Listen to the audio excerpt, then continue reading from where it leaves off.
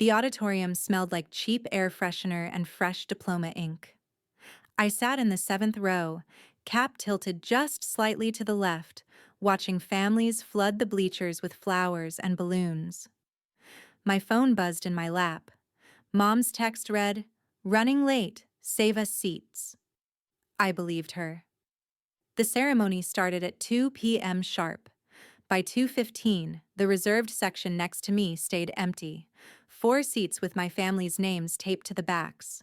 By 2:30, I stopped checking the entrance. By 2:45, when they called my name, Nadia Reese Carter, Bachelor of Science in Biomedical Engineering, summa cum laude. I walked across that stage alone. The applause was polite, distant, meant for someone else's daughter.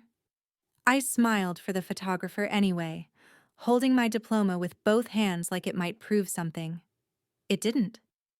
Afterward, I stood in the parking lot scrolling through my phone, pretending to wait for someone.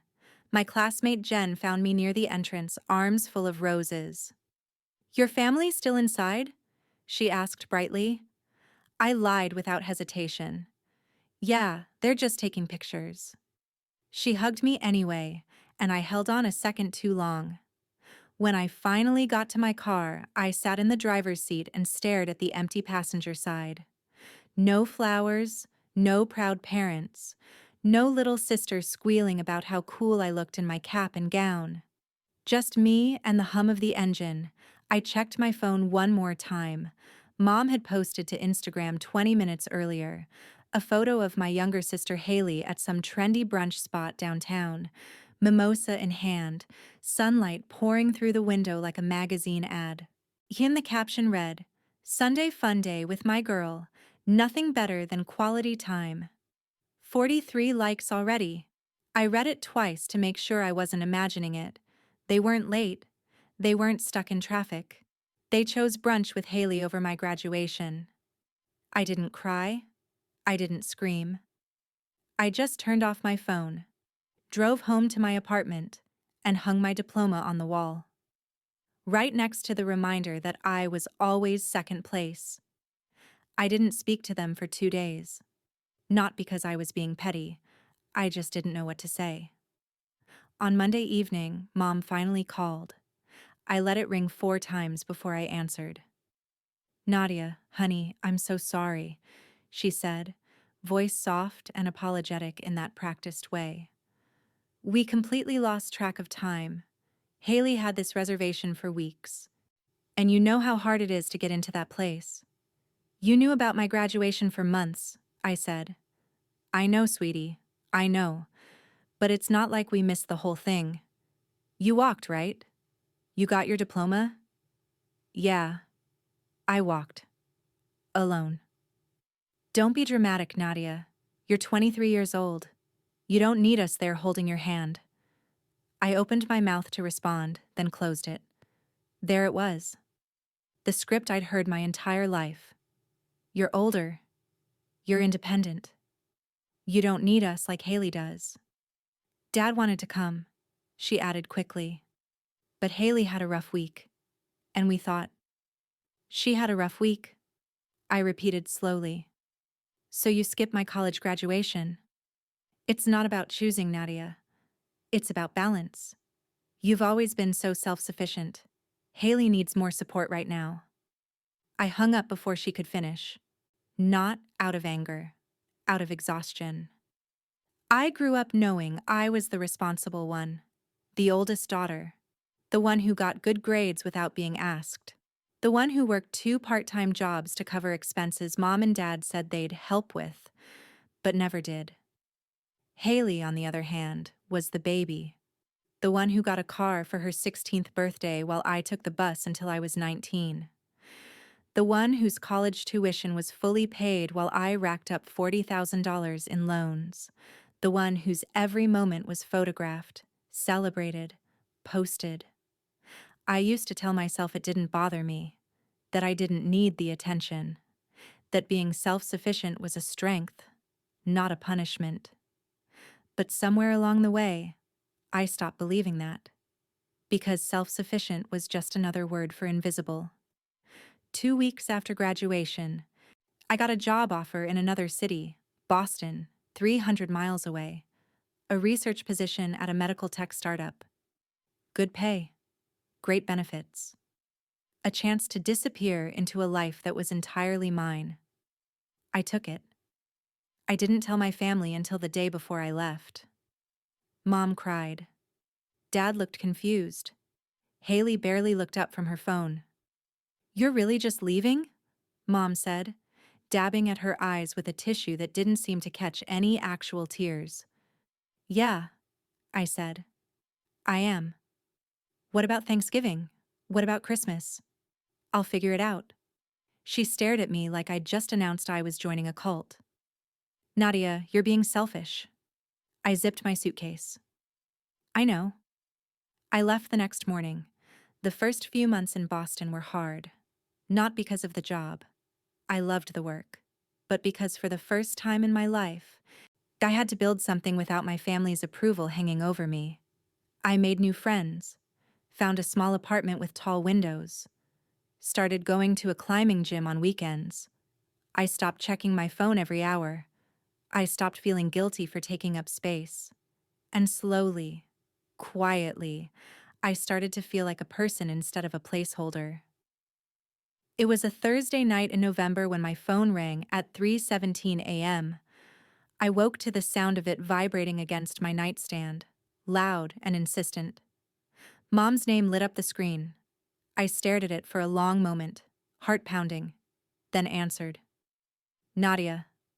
Her voice was tight, strained. "We need you." I sat up. "What's wrong?" "It's your father. He's in the hospital. We're at St. Mary's. You need to come now." My chest tightened. "What happened? Is he okay?" "Just come, Nadia. Please." I heard Hailey's voice in the background, muffled and shrill. "Okay," I said. I'll leave now."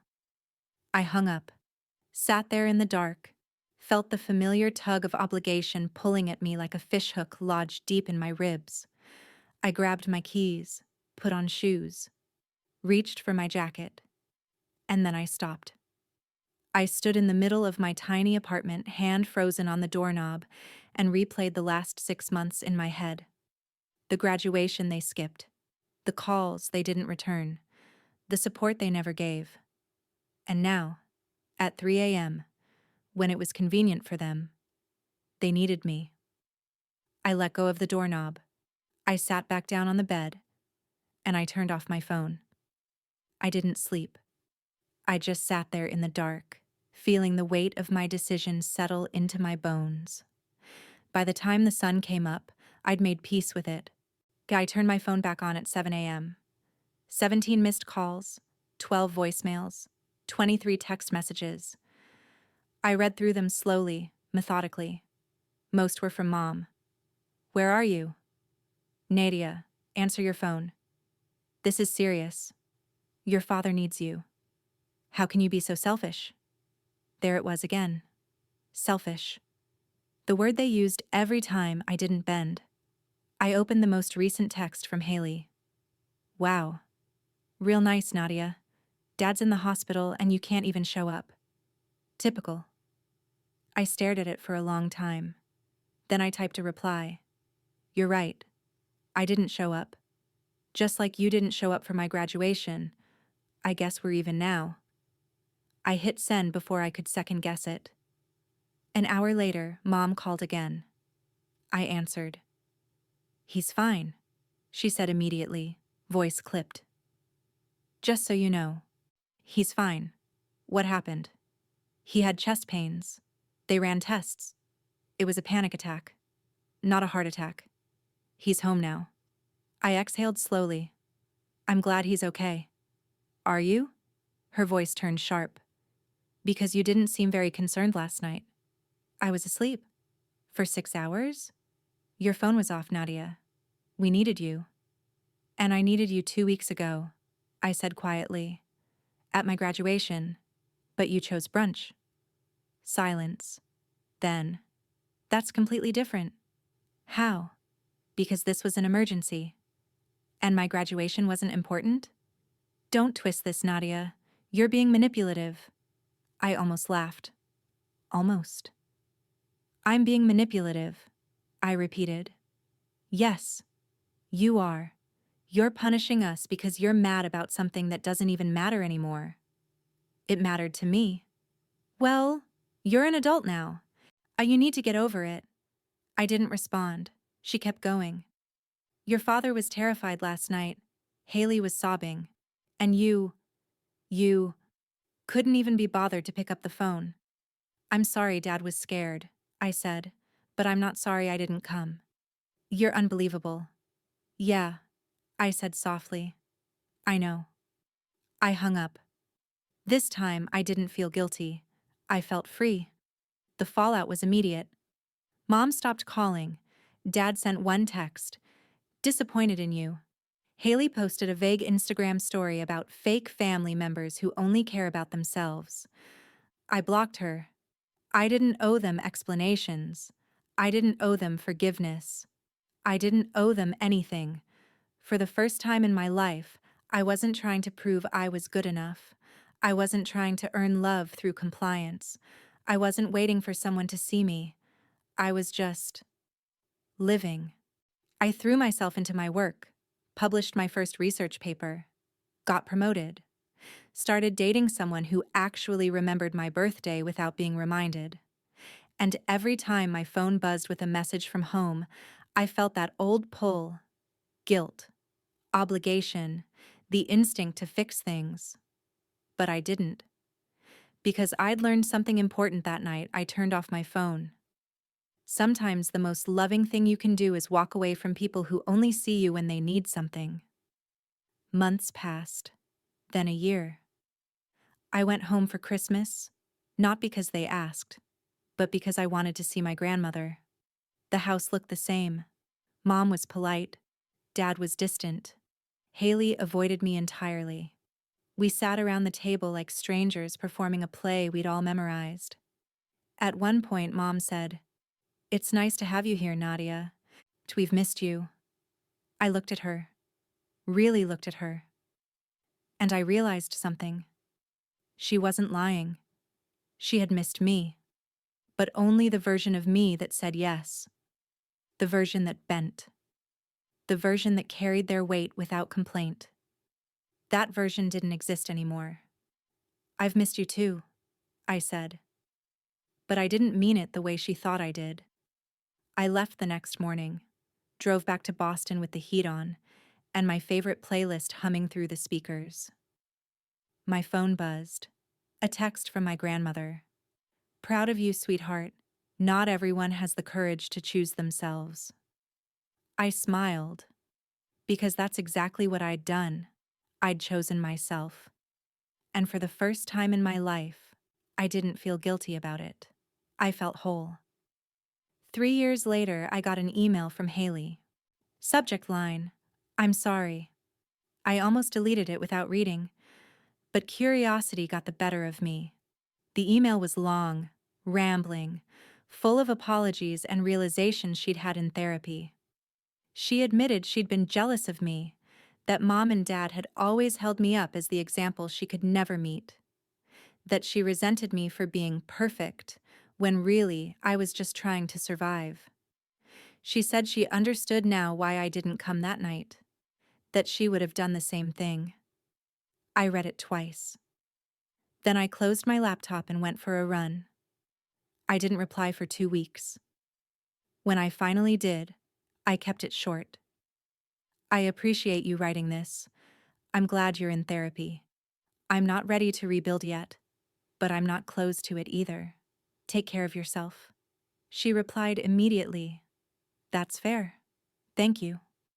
And that was enough. I don't talk to my parents much anymore. A few texts here and there, a call on birthdays. It's not cold. It's just distant. And I'm okay with that. Because I've learned that love without respect isn't love. It's conditioning. And I refuse to be conditioned anymore. People ask me sometimes if I regret it, if I wish I'd answered the phone that night. And the truth is, no, I don't. Because that night, I set a boundary. Not out of anger, not out of revenge, out of self-preservation. I chose my peace over their expectations, and that choice changed everything. I still have my graduation photo on my wall. Me, alone, holding my diploma. No family in the background, no one cheering, just me. And now, when I look at it, I don't see loneliness. I see strength. I see survival.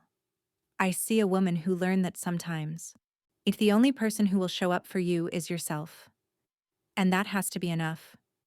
If you've ever been the responsible one, the one who's always expected to show up, to forgive, to carry the weight, I see you. And I need you to know, walking away doesn't make you selfish. It makes you human. You don't owe anyone access to your life just because they're family. You don't owe anyone forgiveness just because time has passed. You owe yourself peace. And if that means skipping the 3 a.m. emergency after they skipped your graduation, so be it. You're not the villain in their story. You're the hero in your own. And that's worth everything.